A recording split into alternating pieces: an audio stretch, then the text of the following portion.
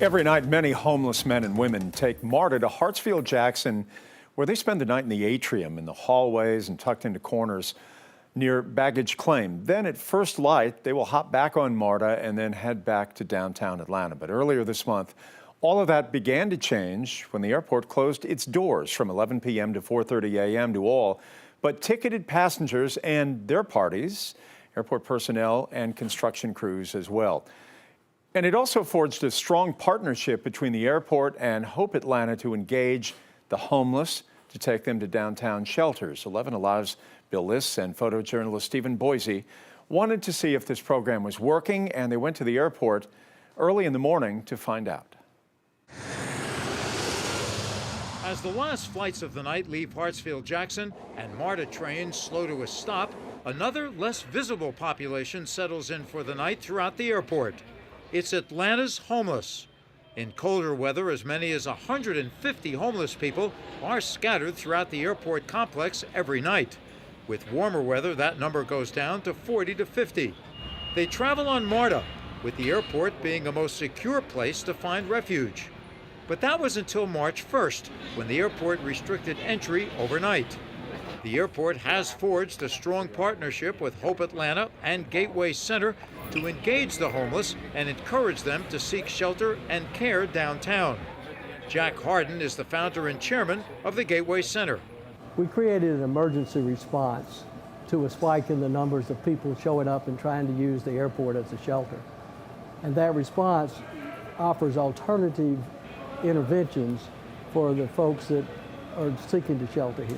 Hope Atlanta outreach teams actively started canvassing the airport for the homeless with the hope that they would go to Gateway. Hope Atlanta's Lavona McCoy, her partner Raphael Lester, and coordinator Alvin Maynor worked the airport all night. I've been doing this for about 5 years, and it means a lot giving back to the community because I've been homeless before myself. And when you come out here and you see homeless people here at the airport, what goes through your mind? That was me at one time. The outreach team from Hope Atlanta approaches every passenger in the atrium and throughout the airport 3 or 4 times a night. If they do not have any kind of identification or tickets, they are invited to come downtown to spend the night in a shelter. The airport's closed from 11 to 4:30. Now I'm with Hope Atlanta to offer you resources or try to connect you to resources. So I'm just here to help. Is the program working?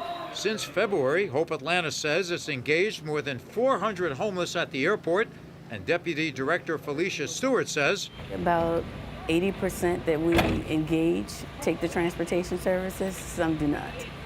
Do they come back again?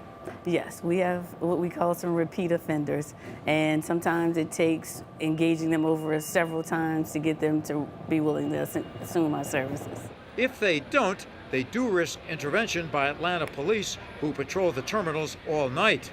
But is the engagement working? Ray is homeless, but tonight he's headed to Gateway and hopefully a brighter future. Well, you got a big smile on your face, so I'm glad you feel they're taking good care of you? Yeah. Yeah. Okay, well, you get on the bus and head on downtown. All right. A bus that goes to Gateway then heads back to the airport for 3 or 4 more round trips every night. Now, Hope Atlanta has a team of 6 outreach specialists who engage the homeless at the airport. They work from 10 at night until late every afternoon, 7 days a week, Jeff. They're out there. You know, Bill, wherever you go in the United States, in any big cities, these are issues that every city is grappling with. How's Atlanta doing, in your estimation, from what you've learned? Well, I'll tell you, what's interesting here is Atlanta's doing far better than most every city in the United States. And right now, what is happening is that in Atlanta, unsheltered homelessness is down 67%, and overall it's down 40%. That's over the past 7 years, which is extraordinary. Let's take as an example Los Angeles. If you look at Los Angeles, it is up 24% just in 1 year alone. And it's hopeful that with this new rule at the airport, word's going to spread. It's almost like a domino effect. And the homeless are going to realize they can't stay there. And either they accept the chance to go downtown and be taken care of the proper way, or they risk actually getting a citation from the police. And that they don't want. So we're going to see the numbers, hopefully, and Hope Atlanta says they hope so too, the numbers are going to go down. Yeah, you see, I mean, San Francisco, San Diego, places like that, it's unbelievable. All the way up, and Atlanta is all the way down. Quite a tribute to the city of Atlanta, what they're doing for the homeless. Bill Liss, always a pleasure to be with you. I always learn something when I sit next to you. Well, you are just a pal. Thank you so very much. Come back again soon. I certainly will. All right, Cheryl. That's the dream team right there.